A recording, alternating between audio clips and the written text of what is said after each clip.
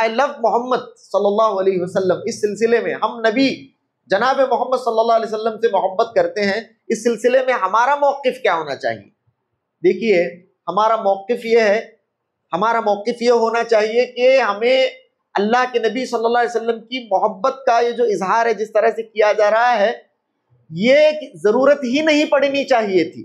اصل میں تو بات یہ ہے کہ ضرورت ہی اس کی نہیں پڑنی چاہیے تھی۔ مسلمانوں کے اپنے عقائد سے، مسلمانوں کے اپنے عادات سے، مسلمانوں کے اپنے اخلاق سے، ان کے کردار سے، ان کے شب و روز سے، غرض ان کی تمام چیزوں سے اللہ کے نبی صلی اللہ علیہ وسلم کی محبت جھلکنی چاہیے تھی۔ ہماری اپنی زندگیوں سے اللہ کے نبی صلی اللہ علیہ وسلم کی محبت جھلکنی چاہیے تھی۔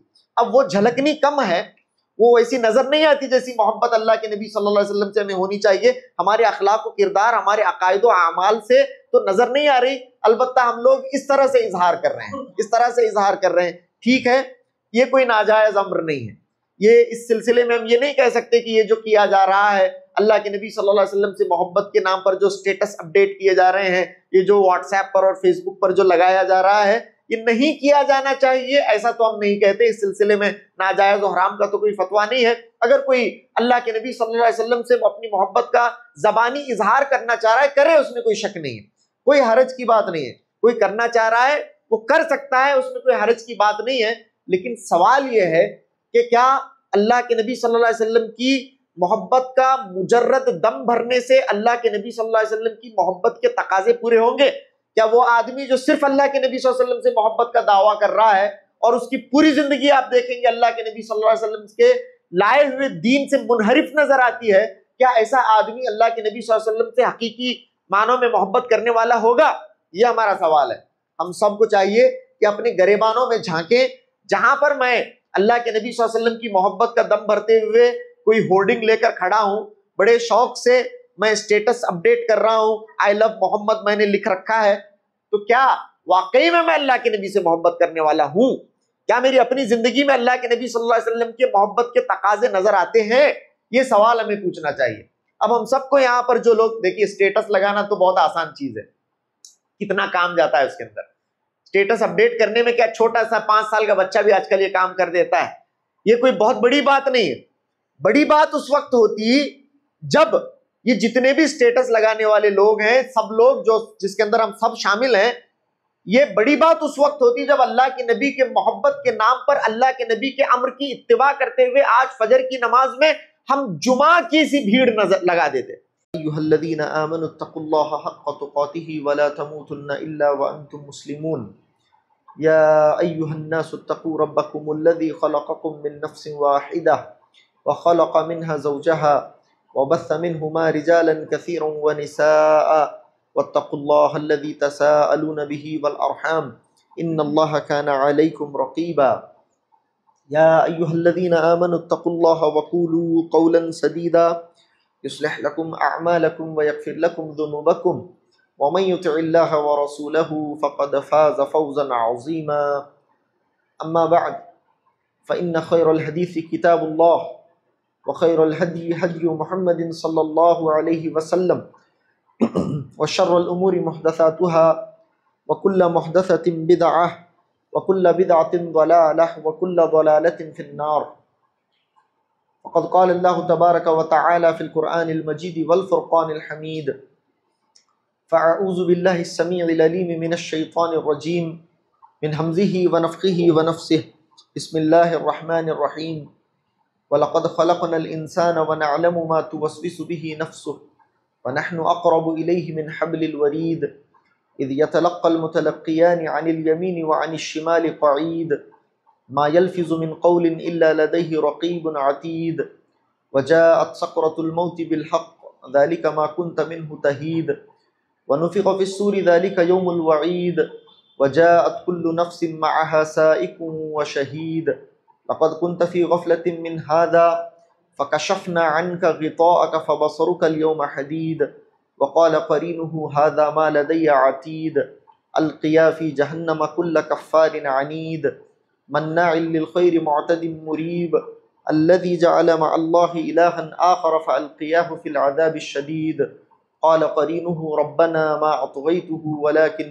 كان في ضلال بعيد قال لا تختصموا لدي وقد قدمت إليكم بالوعيد ما يبدل القول لدي وما أنا بظلام للعبيد وقال جل وعلا لقد كان لكم في رسول الله أسوة حسنة رب اشرح لي صدري ويسر لي أمري واحلل عقدة من لساني يفقهوا قولي رب زدني علما سبحانك لا علم لنا إلا ما علمتنا إنك أنت العليم الحكيم.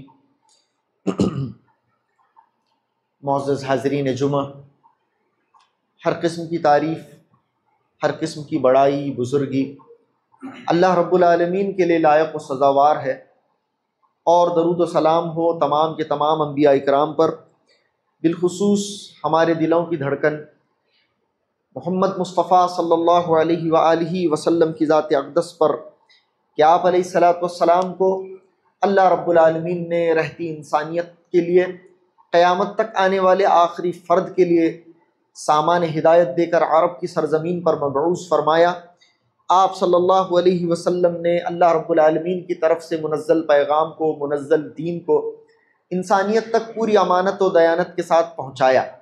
اب میری، آپ کی اور قیامت تک آنے والی انسانیت کی اخروی نجات کا مکمل انحصار اسی بات پر ہے کہ ہم اپنی زندگی جناب محمد صلی اللہ علیہ وسلم کے لائے ہوئے دین، لائے ہوئے طریقے کے مطابق گزاریں، اور زندگی کے کسی بھی مرحلے میں ہم اللہ کے نبی علیہ الصلوۃ والسلام کی لائی ہوئی شریعت مطہرہ سے کسی بھی معاملے میں انحراف کے شکار نہ ہوں۔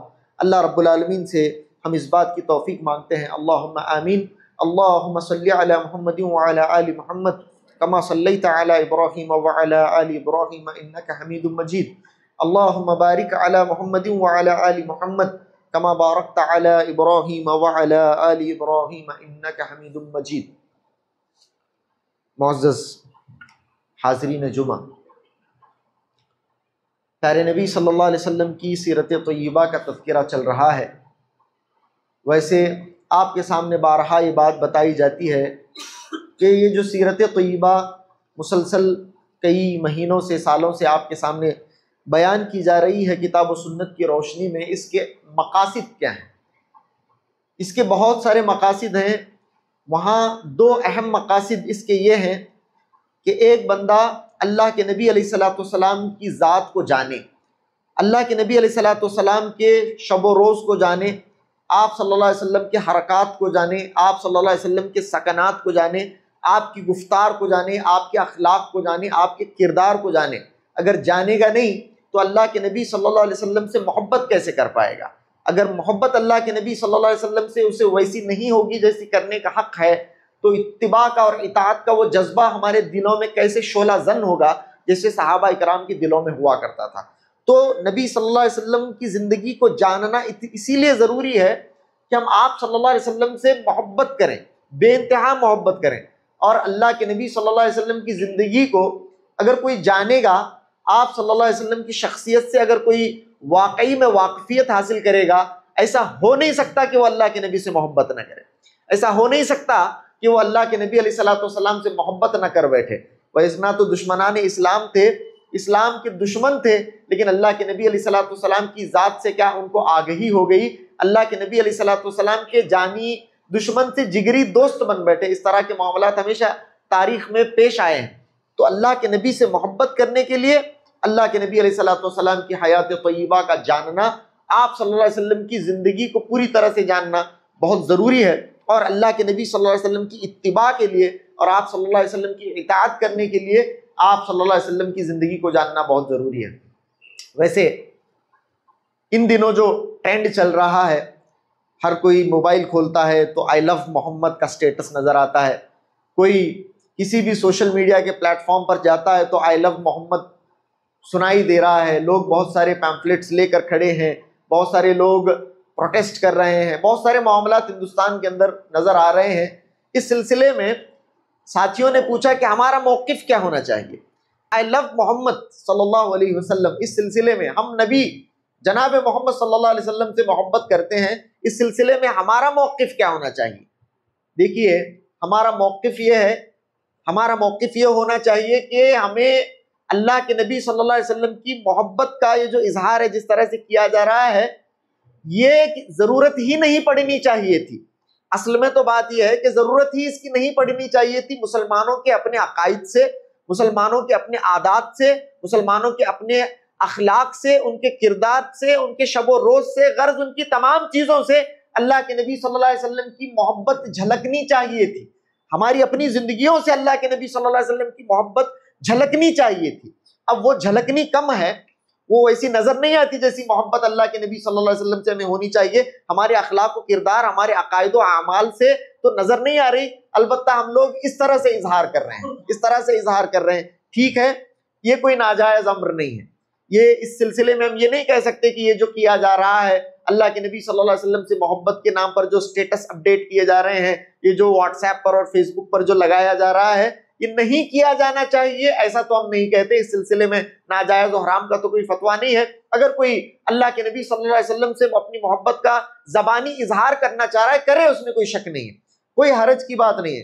کوئی کرنا چاہ رہا ہے وہ کر سکتا ہے، اس میں کوئی حرج کی بات نہیں ہے.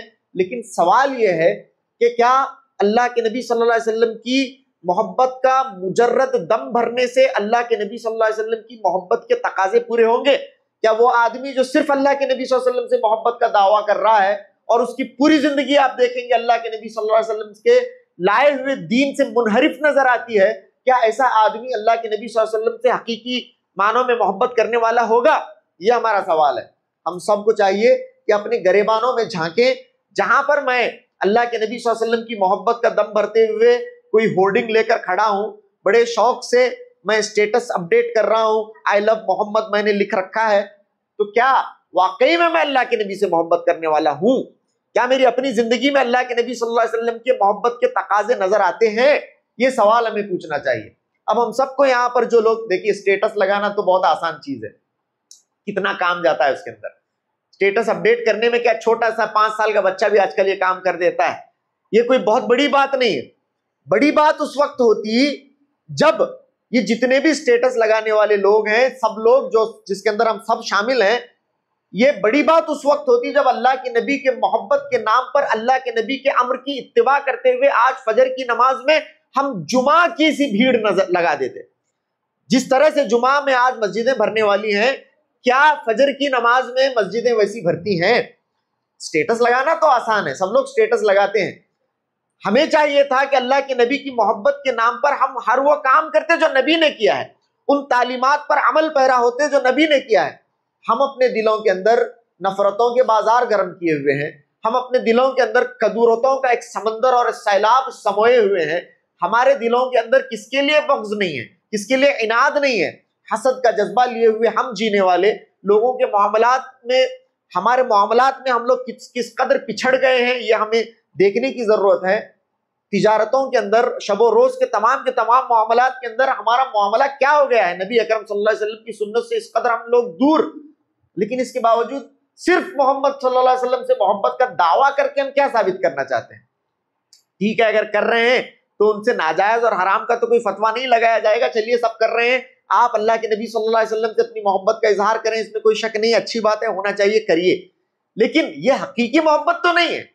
حقیقی محبت تو اس وقت ہوگی جب اللہ کے نبی صلی اللہ علیہ وسلم کے سنتوں سے محبت ہوگی. کیا فرمایا نبی صلی اللہ علیہ وسلم نے؟ من احب سنتی فقد احبنی. جس نے میری سنتوں سے محبت کی، جس نے میرے طریقے سے محبت کی، اس نے مجھ سے محبت کی، اس نے مجھ سے محبت کی. اللہ کے نبی صلی اللہ علیہ وسلم کی سنتوں سے محبت کریں.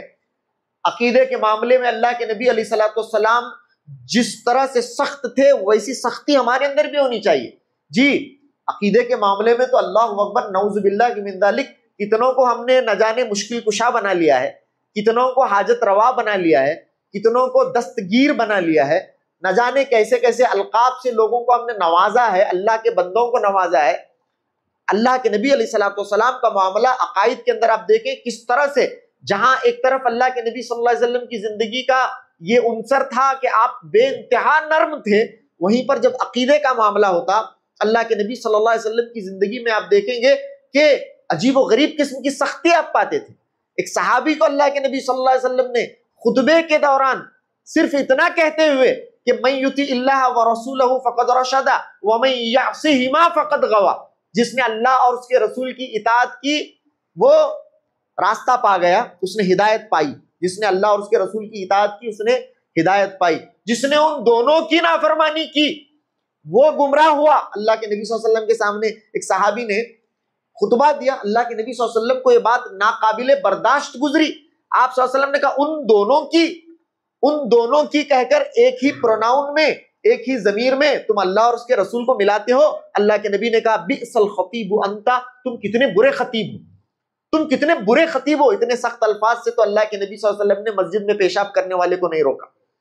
مسجد میں پیشاب کرنے والے کے لیے نبی نے اتنے سخت الفاظ استعمال نہیں کیے, بلکہ کسے ایسے الفاظ استعمال کر رہے ہیں, اللہ اکبر, ایک صحابی کو جو خطبہ دے رہے ہیں. خطبہ دینا تو نیک عمل ہے, لیکن خطبے میں عقیدے پر تھوڑی سی اللہ کے نبی صلی اللہ علیہ وسلم, ویسے تو کوئی اتنا بڑا جملہ بھی نہیں تھا. آج ہم لوگ کیا کیا نہیں کہہ دیتے, کیا کیا نہیں کہہ دیتے, کیسی کیسی نعتیں لوگوں نے نہیں لکھی, کیسی کیسی قوالیاں لوگوں نے نہیں لکھی, نعوذ باللہ محبتوں کے نام پر کیا کیا بازار آج گرم نہیں کیے جا رہے ہیں. اللہ کے نبی نے ایک چھوٹا سا ہلکا سا جملہ, جس کے اندر صحابی نے تو عمدن ایسی کوئی دل سے کوئی کام بھی نہیں کیا تھا, بلکہ اللہ کے نبی نے نہ کہا. ایک صحابی اللہ کے نبی کے پاس آئے صلی اللہ علیہ وسلم, میں اکثر مثال بیان کرتا رہتا ہوں. اللہ کے نبی کے پاس ایک صحابی آتے ہیں, کہتے ہیں خوش ہو کر آئے ان کے کسی کام کے ہونے پر, اللہ کے نبی کے پاس آئے اور کہا ما شاء اللہ و شئت, اے اللہ کے نبی میرا کام ہو گیا, جیسے اللہ نے چاہا اور آپ نے, جیسے اللہ نے چاہا اور آپ نے. اللہ کے نبی صلی اللہ علیہ وسلم کو غصہ آیا اور کہا اجعلتنی للہ ندا, کیا تم نے مجھے اللہ کا شریک بنایا ہے, کیا تم نے مجھے اللہ کے ساتھ شریک ٹھہرایا ہے. قل ما شاء اللہ وحدہ, کہہ کہ جیسے اللہ نے چاہا, کہہ کہ جیسے اللہ نے چاہا.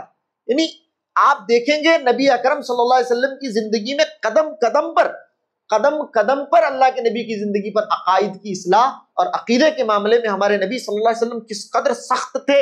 ایک صحابی حضرت براء ابن عازب رضی اللہ تعالیٰ عنہ کو اللہ کے نبی نے دعا سکھائی, طویل دعا ہے. اللہ کے نبی صلی اللہ علیہ وسلم نے دعا سکھائی اور دعا کے الفاظ اس طرح تھے وَبِنَبِيِّكَ الَّذِي أَرْسَلْتَ وَبِنَبِيِّكَ الَّذِي أَرْسَلْتَ. یہ دعا اللہ کے نبی صلی اللہ علیہ وسلم نے حضرت براء ابن عازب رضی اللہ تعالیٰ عنہ کو سکھائی, وَبِنَبِيِّكَ الَّذِي أَرْسَلْتَ.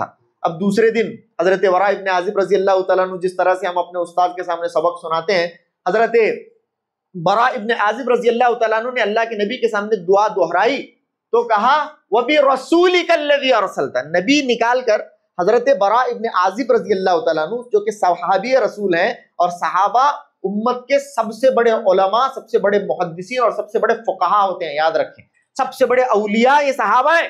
اللہ کے نبی کے سامنے صحابی نے کل جو دعا سکھائی تھی نبی نے, جس کے اندر نبی کا لفظ تھا, وہ نکال کر صحابی نے رسول بڑھایا, نبی نکال کر رسول لگایا صرف. اب نبی اور رسول میں تو ویسے کوئی فرق بھی نہیں ہے, یہ دو سینونیمس الفاظ ہیں, ایک ایسے الفاظ ہیں جو ہم معنی الفاظ ہیں. اللہ کے نبی صلی اللہ علیہ وسلم نے برداشت نہیں کیا. اللہ کے نبی صلی اللہ علیہ وسلم نے کہا کہ نہیں, وَبِرَسُولِكَ الَّذِي أَرْسَلْتَ, نہیں اے برا میں نے تم نے کیا سکھایا تھا, وَبِنَبِيِّكَ الَّذِي أَرْسَلْتَ, یہی کہنا. معلوم کیا ہوا, معلوم یہ ہوا کہ اللہ کے نبی علیہ السلام کے لائے ہوئے اس کامل اور اس مکمل دین کے اندر ایک حرف کی گنجائش نہیں ہے, ایک حرف کے تبدیلی کی گنجائش نہیں ہے, ایک حرف کے تبدیلی کا حق حاصل نہیں ہے. کسے؟ صحابی کو. سبحان اللہ, کسے حاصل نہیں ہے؟ صحابی کو حاصل نہیں. ایک اپنی طرف سے ایک دعا کا ایک حرف تبدیل نہیں کیا جا سکتا. آج اس دین کے اندر اپنے طرف سے نئے افکار, نئے خیالات, نئے نظریات, نئے عقائد, نئی نمازیں, نعوذ باللہ کیا کیا گھڑ نہیں لیا جا رہا ہے. جبکہ ایک اور آئی لو محمد, آئی لو محمد, پھر آئی لو محمد, لیکن عید میلاد کے نام پر اب تو 2 رکعت نماز بھی لوگ پڑھ رہے ہیں. 2 رکعت عید کی, جس طرح سے عید الاضحیٰ اور عید الفطر کی نماز جس طرح سے پڑھی جاتی ہے, اس سال سے تو باقاعدہ عید میلاد النبی کی نماز بھی پڑھی گئی. لیکن آن دی ادر ہینڈ آئی لو محمد, اللہ کے نبی کے دین کے ساتھ میں جو چاہے کروں, لیکن آئی لو محمد. یہ کون سی محبت ہے صاحب؟ یہ محبت مطلوب نہیں ہے. آپ ٹھیک ہے محبت کا اظہار کر رہے ہیں, کریے, آئی لو محمد, لیکن اللہ کے نبی صلی اللہ علیہ وسلم کے لائے ہوئے دین کا معاملہ کیا؟ وہ دین جو مطہر ہے, مسلم ہے, منزل ہے, اس دین کے ساتھ ہم نے کیا معاملہ کیا ہے؟ اچھا, نبی اکرم صلی اللہ علیہ وسلم کے اخلاق, آپ کے کردار کا جو معاملہ ہے, ہماری اپنی ترشی, ہماری اپنی جو سخت مزاجی ہے, اس سے سارے لوگ بیزار ہیں. ہماری زبان سے کوئی محفوظ نہیں ہے, ہماری ذات سے کوئی محفوظ نہیں, ہمارے ہاتھ سے کوئی محفوظ نہیں, لیکن آئی لو محمد, یہ نہیں ہونا چاہیے. ایسی محبت کا دم جو ہم بھر رہے ہیں یہ کھوکھلے دعوے ہیں. وہ میری ایک نظم میں میں نے کہا تھا کہ کھوکھلے سارے دعوے محبت کے ہیں، گر نہ توحید ہو اتباع گر نہ ہو. کھوکھلے سارے دعوے محبت کے ہیں، گر نہ توحید ہو اتباع گر نہ ہو. گر ہے ان سے محبت تو طاعت کرو، صرف نعرے لگانے سے کیا فائدہ. گر ہے ان سے محبت تو طاعت کرو، صرف نعرے لگانے سے کیا فائدہ. خیر یہ ضمناً چند باتیں آئی تو مجھے آپ کے سامنے میں نے بتایا. ویسے بھی بارش کا معاملہ ہے، بہت سارے ساتھی ممکن ہے کہ آج خطبے میں نہ آ پائیں، اسی لیے آج کے خطبے کو بھی مختصر انشاءاللہ ہم کرتے ہوئے اور جو صلح حدیبیہ کے سلسلے میں جو اہم اور ضروری نکات مجھے آپ کے سامنے بیان کرنے تھے ان کو آج تھوڑا روکتے ہوئے انشاءاللہ آئندہ خطبے میں ہم ان کو ذکر کریں گے. چند باتیں انشاءاللہ صلح حدیبیہ سے بھی متعلق میں آپ کے سامنے بیان کروں گا، ورنہ آج کے خطبے میں ایک بہت ہی اہم اور ضروری ایک چیز تھی جس کا تعلق صلح حدیبیہ سے تھا، وہ میں بیان کرنے والا تھا. آئندہ خطبے میں اسے میں بیان کروں گا. لیکن آج کے خطبے کا جو مرکزی پیغام ہے میرے بھائیوں وہ یہی ہے کہ ہم اللہ کے نبی صلی اللہ علیہ وسلم سے محبت کرتے ہیں، اس میں کوئی شک نہیں ہونا چاہیے. لیکن اللہ کے نبی صلی اللہ علیہ وسلم کی محبت کا تعلق صرف ہماری زبانی جمع خرچ سے نہ ہو، صرف ہمارے دعووں سے نہ ہو، کھوکھلے دعووں سے اس کا تعلق نہ ہو، بلکہ ہماری اپنی عملی زندگی سے ہو، ہماری اپنے شب و روز سے، اللہ کے ہمارے اخلاق و کردار سے، ہمارے گفتار سے اللہ کے نبی علیہ الصلوۃ والسلام کی محبت جھلکتی ہو. ایسی محبت کرنے والے ہم بنے. ہم اللہ رب العالمین سے ان جمعہ کی مبارک ساعتوں سے اللہ رب العالمین سے ایسی محبت کا مطالبہ کرتے ہیں. اے اللہ ہمیں اللہ کے نبی علیہ الصلوۃ والسلام سے بے انتہا محبت کرتے ہوئے ان کی محبت کے تمام تقاضوں کو پورا کرنے کی توفیق عطا فرمائے. آمین یا رب العالمین. تو میرے بھائیوں صلح حدیبیہ کے متعلق چند باتیں آپ کے سامنے بقیہ وقت میں کر کے بات کو ختم کرتا ہوں. آپ نے پچھلے خطبے میں سنا کہ اللہ کے نبی علیہ الصلوۃ والسلام کی جو اونٹنی ہے وہ اڑ گئی. آ کر صلح حدیبیہ کے مقام پر اللہ کے نبی صلی اللہ علیہ وسلم کی اونٹنی رک گئی. صحابہ اکرام نے اسے ہانکنے کی بہت کوشش کی، لیکن اللہ کے نبی صلی اللہ علیہ وسلم کی اونٹنی جس کا نام قصوہ تھا، قصوہ اونٹنی، وہ آپ اپنی جگہ سے بالکل ٹھس کی مس نہیں ہوئی.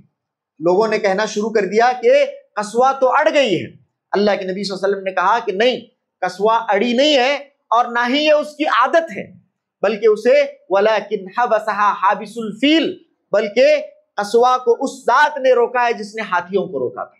جس نے ہاتھیوں کو روکا تھا قصوہ کو اس نے روکا ہے. تو یہاں پر رک کر اور ایک دو باتیں معلوم ہوتی ہیں. دیکھیے اللہ کے نبی کی اونٹنی کا نام تک معلوم ہے. اللہ کے نبی سے محبت ہی کے تقاضوں میں یہ چیز ہے کہ صحابہ اکرام نے اللہ کے نبی صلی اللہ علیہ وسلم کے جانوروں کے ناموں کو بھی نہیں چھوڑا. جانوروں کے ناموں کو بھی باقاعدہ احادیث کی کتابوں کے اندر محفوظ کیا گیا ہے. اللہ کے نبی صلی اللہ علیہ وسلم کی اونٹنی کا نام قصوہ، اللہ کے نبی کا ایک خچر تھا اس کا نام دلدل تھا. دلدل نامی اللہ کے نبی کا خچر تھا، یہ اللہ کے نبی صلی اللہ علیہ وسلم کی اونٹنی تھی.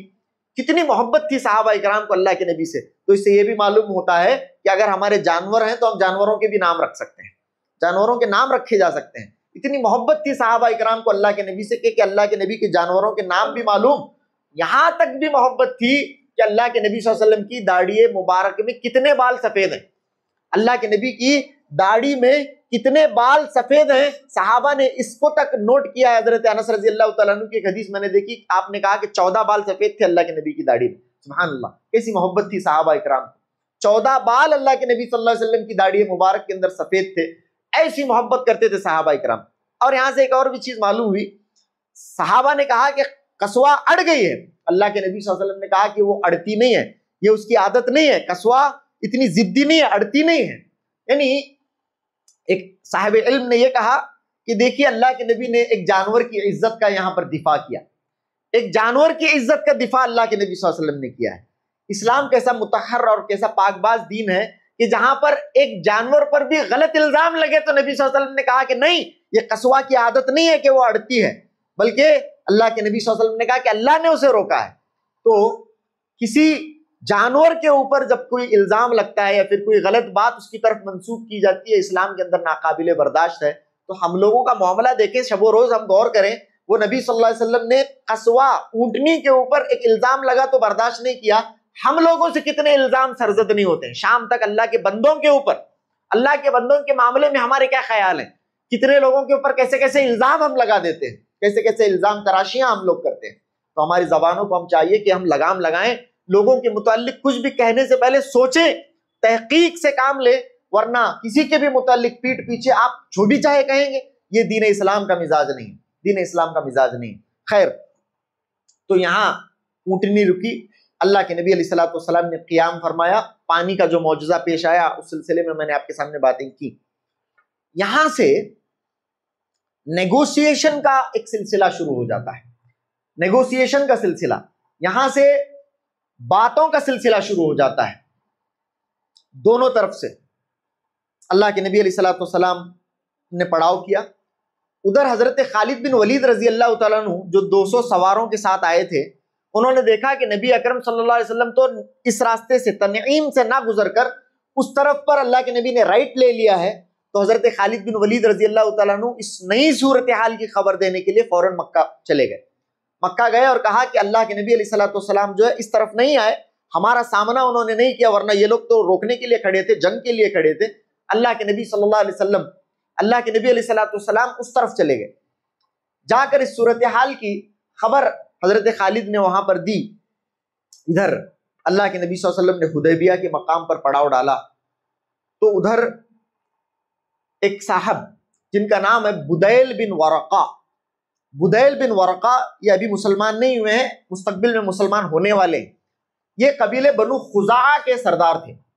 قبیلے بنو خزاعہ ایک بہت بڑا قبیلہ، اور اس قبیلے کے یہ سردار، اور اسلام کے معاملے میں ان کا دل نرم تھا، اسلام کے معاملے میں نرم گوشہ رکھتے تھے بدیل بن ورقہ، اور یہ انہوں نے والنٹیئر کیا یہاں پر، یہ نہ قریش کی طرف سے ہیں نہ مسلمانوں کی طرف سے ہیں، صورتحال کو جاننے کے لیے اور چیزوں کو پیسیفائی کرنے کے لیے یہ چونکہ دیکھ رہے تھے کہ کس طرح سے مکہ والے اس بات پر اڑ گئے ہیں کہ اللہ کے نبی علیہ الصلوۃ والسلام کو مکے میں داخل ہونے نہیں دیں گے، آپ کو عمرہ کرنے کے لیے نہیں دیں گے۔ تو جیسے ہی بدیل بن ورقہ نے یہ دیکھا تو اپنے ساتھ چند آدمیوں کو لیا اپنے قبیلے کے، اللہ کے نبی علیہ الصلوۃ والسلام سے بات کرنے کے لیے بدیل بن ورقہ تشریف لائے۔ بدیل بن ورقہ، یہ سب سے پہلے یہاں سے اب باتوں کا ایک سلسلہ شروع ہونے والا ہے، مختلف شخصیات یہاں پر اللہ کے نبی کے پاس آنے والی ہیں اور بات ہونے والی ہے۔ تو سب سے پہلی شخصیت جو اللہ کے نبی علیہ الصلوۃ والسلام کے پاس حدیبیہ کے مقام پر بات کرنے کے لیے آئے وہ تھے بدیل بن ورقہ، جن کا تعلق تھا قبیلے بنو خزاعہ سے۔ بدیل بن ورقہ آئے، اللہ کے نبی نے ان کا استقبال کیا، تشریف فرما ہوئے۔ اللہ کے نبی صلی اللہ علیہ وسلم سے بدیل بن ورقہ نے کہا کہ اللہ کے نبی علیہ الصلوۃ والسلام، میں بنی کعب ابن لؤی اور بنی کعب ابن لؤی اور بنی عامر کو اس حال میں چھوڑ کر آ رہا ہوں کہ وہ لوگ آپ سے لڑائی کے لیے بالکل تیار کھڑے ہیں۔ یعنی ان کا کہنے کا یہ مطلب تھا دوسرے الفاظ میں نے قریش کو اس حال میں دیکھا ہے، قریش کو دوسرے الفاظ میں، بنی کعب ابن لؤی اور بنی عامر بولے تو قریش، میں قریش کو اس حال میں چھوڑ کر آیا ہوں کہ وہ آپ سے لڑنے کے لیے بالکل کمر بستہ ہیں، وہ کسی صورت میں آپ کو مکے میں داخل ہونے نہیں دینا چاہتے، میں اس حال میں ان لوگوں کو چھوڑ کر آیا ہوں۔ تو اللہ کے نبی علیہ الصلوۃ والسلام نے فرمایا لم نجئ لقتال احد، اللہ کے نبی نے فرمایا لم نجئ لقتال احد، آپ نے فرمایا کہ ہم کسی سے لڑنے کے لیے نہیں آئے، وہ لوگ لڑنے کے لیے کھڑے ہیں لیکن ہم لڑنے کے لیے نہیں آئے۔ لم نجئ لقتال احد ولکننا جئنا معتمرین، اللہ کے نبی نے فرمایا بلکہ ہم تو معتمر بن کر آئے ہیں، ہم تو عمرے کی غرض سے آئے ہیں، ہم لوگ کسی سے لڑنے کے لیے نہیں آئے ہیں، یہ اللہ کے نبی علیہ الصلوۃ والسلام نے فرمایا۔ تو اس کے بعد ادھر اللہ کے نبی صلی اللہ علیہ وسلم نے بہترین انداز میں، سلجھے ہوئے انداز میں بدیل بن ورقہ سے کہا آپ جائیں، ہمارا پیغام قریش کو سنائیں، قریش تک ہمارا یہ پیغام پہنچائیں کہ ہم لوگ لڑنے کے لیے نہیں آئے، وہ لوگ ہمارے لیے راستہ ہموار کر دیں، مکے کا داخلہ ہمارے لیے ہموار کر دیں، ہم پرامن طریقے سے آئے ہیں، آ کر ہم لوگ صرف عمرہ کی غرض سے آئے ہیں، عمرہ کریں گے اور گزر جائیں گے، عمرہ کریں گے اور واپس چلے جائیں گے، اگر وہ لوگ مکے میں رکنا چاہیں رکیں، اگر وہ اس منظر کو دیکھ کر برداشت نہ کر پائیں تو ان کے لیے میرا یہ مشورہ ہے کہ وہ مکہ چھوڑ کر چلے جائیں، جب تک ہم مکہ میں رہیں، جب تک ہم طواف وغیرہ سے اور ارکان عمرہ سے فارغ نہیں ہو جاتے، تب تک اگر وہ اس منظر کو بھی دیکھ نہیں سکتے ہیں، ان کے لیے یہ منظر ناقابل برداشت اور ناقابل دید اگر یہ ہے تو ان سے کہہ دیجئے کہ وہ مکہ سے تھوڑا گھاٹیوں پر، تھوڑا مکے کی دوسری وادیوں میں چلے جائیں ہم لوگ عمرہ کریں گے پرامن طریقے سے اور واپس چلے جائیں، اور ہم لوگ بنا کسی قتال کے، بنا کسی خوریزی کے واپس چلے جائیں گے۔ یہ اللہ کے نبی علیہ الصلوۃ والسلام نے بہترین تجویز بدیل بن ورقہ کے سامنے پیش کی۔ پھر بدیل بن ورقہ جو کہ بیچ میں والنٹیئر کر رہے تھے، بیچ میں میڈیشن کا کام کر رہے تھے، ان کا اپنا تعلق نہ قریش سے تھا نہ ادھر مسلمانوں سے تھا، تو یہ قریش کے پاس گئے، قریش کے پاس گئے اور انہوں نے کہا کہ میں اللہ کے نبی علیہ الصلوۃ والسلام کے پاس سے آ رہا ہوں، اللہ کے نبی علیہ الصلوۃ والسلام کے پاس سے آ رہا ہوں، اور میری ان سے جو گفتگو ہوئی ہے، اگر آپ چاہیں تو میں اس گفتگو کا خلاصہ تمہارے سامنے پیش کروں۔ تو قوم کے سفہا جو تھے، قوم کے سفہا، قوم کے جو بے وقوف تھے، انہوں نے کہا کہ ہمیں کچھ بولنے کی ضرورت نہیں، ہم کچھ سننا نہیں چاہتے۔ اس طرح کا معاملہ ہوتا ہے آج بھی، ہماری بھی قوم کے اندر اس طرح کے بے وقوف بہت بھرے پڑے ہیں، اس طرح کا معاملہ ہوتا ہے۔ معاملات کو بگاڑنے میں لوگوں کا بہت کردار ہوتا ہے، بہت بڑا ہاتھ ہوتا ہے، جہاں معاملے کو مزید کس طرح سے بگاڑا جائے، معاملے کو نہیں سننا نہیں، اچھی بات، اچھی تجویز تم پیش کرنا چاہتے ہو، نہیں وہ سننے کا نہیں، آپ اچھی بات کرنا چاہتے ہیں، صلح کی بات نہیں، وہ سننے کے لیے تیار نہیں، معاملات کو بگاڑنے کا مزاج رکھے ہوئے ہوتے ہیں بعض لوگ۔ دیکھیے یاد رکھیں، آپ کی اپنی شخصیت، میری اپنی شخصیت سراپا پرامن شخصیت ہو، اور ہمارے نام کو ایک سلوشن کے طور پر استعمال کیا جائے، پرابلم کے طور پر نہیں۔ جب ہمارا تذکرہ ہو، جب معاشرے میں ہمارا نام آئے، تو لوگ ہمارے نام کو سن کر ہاں یہ شخصیت ہے، اگر یہ محفل میں ہوں گے تو انشاءاللہ معاملات آسان ہوں گے۔ اس مسئلے کے اندر جب ہم لوگ سر جوڑ کر بیٹھیں گے، چاہے کسی کا معاملہ ہو، اس کے اندر اگر یہ تشریف لا رہے ہیں تو یقیناً معاملات حل ہونے والے ہیں، کیونکہ یہ شخصیت ایسی ہی شخصیت ہے، یہ شخصیت مسائل کو حل کرنے والی شخصیت ہے۔ تو ہم اپنے آپ کو معاشرے کے اندر ایسے قائم کریں کہ ہمارے نام کو ایک سلوشن کے طور پر لیا جائے، ہمارے نام وہ آ رہے ہیں، معاملے کو انہیں مزید خراب کر دیتا، معاملے کو وہ مزید بگاڑ دے گا، ایسے لوگ، ایسے خانہ خراب لوگوں میں ہمارا شمار نہ ہو۔ تو یہاں پر جب بدیل بن ورقہ گئے اور انہوں نے کہا کہ میں آپ کے سامنے تجویز پیش کرنا چاہتا ہوں اور میرے مکالمے کا خلاصہ پیش کرنا چاہتا ہوں، تو قوم کے سفہا نے کہا، بخاری کی حدیث ہے کہ سفہا یعنی بے وقوفوں نے کہا کہ کچھ کہنے کی ضرورت نہیں، لیکن قوم کے چند عقل مندوں نے کہا کہ بتائیے کہ آپ کیا کہنا چاہتے ہیں، اللہ کے نبی نے آپ سے کیا کہا ہے؟ تو بدیل بن ورقہ کو جب اجازت دے دی گئی تو انہوں نے کہا کہ اللہ کے نبی کے پاس تو میں گیا تھا، انہوں نے یہی کہا ہے کہ وہ جنگ کرنے کے لیے نہیں آئے، کسی طرح سے جنگ کا ارادہ وہ لوگ نہیں رکھتے۔ انہوں نے کہا کہ لم نجئ لقتال احد ولکننا جئنا معتمرین، انہوں نے یہ کہا ہے، وہ آپ سے کہہ رہے ہیں کہ آپ انہیں تھوڑا برداشت کریں، وہ عمرہ کر کے گزر جائیں گے، اگر برداشت بھی نہیں کر سکتے ہیں تھوڑا پیچھے ہٹ جائیں اور انہیں عمرہ کر کے گزر جانے دیں، اتنا وہ لوگ کہہ رہے ہیں۔ ایسے ہرگز نہیں ہوگا، ایسے ہرگز نہیں ہوگا۔ تو اس طرح سے انہوں نے بدیل بن ورقہ کی بات کو پوری طرح سے خارج کر دیا، اور اس کے بعد انشاءاللہ کون کون سے لوگ اس معاملے کے اندر مداخلت کرتے ہیں، کون سے افراد جو ہے آتے ہیں، اور یہاں پر جیسے میں نے آپ کے سامنے بتایا صلح حدیبیہ کا جو معاملہ ہے بالکل منسوس معاملہ ہے، ادھر سے سورۃ الفتح کی روشنی میں آپ کے سامنے انشاءاللہ میں باتیں بتاؤں گا، اور دوسری طرف بخاری اور مسلم کی روایات کی روشنی میں آپ کے سامنے باتیں بتائی جائیں گی، بہت ساری باتیں انشاءاللہ، بہت سارے پند و نصائح کے گوہر، یہ پورا واقعہ اپنے اندر سموئے ہوئے ہیں۔ آنے والے خطبات میں آپ کے سامنے میں پیش کرنے کی کوشش کروں گا۔ آج کے اس خطبے کا بس خلاصہ کلام یہی ہے میرے بھائیوں کہ اللہ کے نبی علیہ الصلوۃ والسلام سے ہم صرف محبت کا دم بھرنے والے نہ بنے، بلکہ ہماری اپنی زندگیوں میں اللہ کے نبی علیہ الصلوۃ والسلام کی محبت حقیقی معنوں میں ہو۔ اگر واقعی میں اللہ کے نبی صلی اللہ علیہ وسلم کی محبت ہماری زندگیوں میں آئے گی تو ہم ایمان کا مزہ بھی محسوس کریں گے۔ کیا فرمایا اللہ کے نبی صلی اللہ علیہ وسلم نے؟ ثلاثۃ من کن فیہ وجد حلاوۃ الایمان ان یکون اللہ ورسولہ احب الیہ مما سواہما، جس کی اپنی زندگی میں اللہ اور اس کے رسول سب سے زیادہ محبوب ہوں، وہ ایمان کا مزہ پالے گا، اسے اپنی زندگی میں اپنے ایمان کی چاشنی محسوس ہوگی، اپنے اسلام اور ایمان پر اسے مزہ محسوس ہوگا۔ تو ہمیں چاہیے کہ ہم اللہ کے نبی سے بے انتہا محبت کریں، سب سے بڑھ کر محبت کریں، اور ایسی محبت کریں جس کا تعلق ہمارے عمل سے ہو، ہمارے اخلاق سے ہو، ہمارے کردار سے ہو، صرف ہمارے دعووں سے نہ ہو۔ دعویٰ بھی کر رہے ہیں، کوئی حرج کی بات نہیں ہے، لیکن عمل اور کردار سب سے زیادہ اہم ہے۔ آخر میں اللہ سے دعا ہے کہنے اور سننے سے زیادہ عمل کی توفیق عطا فرمائے. وآخر دعوانا ان الحمدللہ رب العالمین وصلی اللہ علی نبینا محمد وآلہ وصحبہ وسلم تسلیما کثیرا.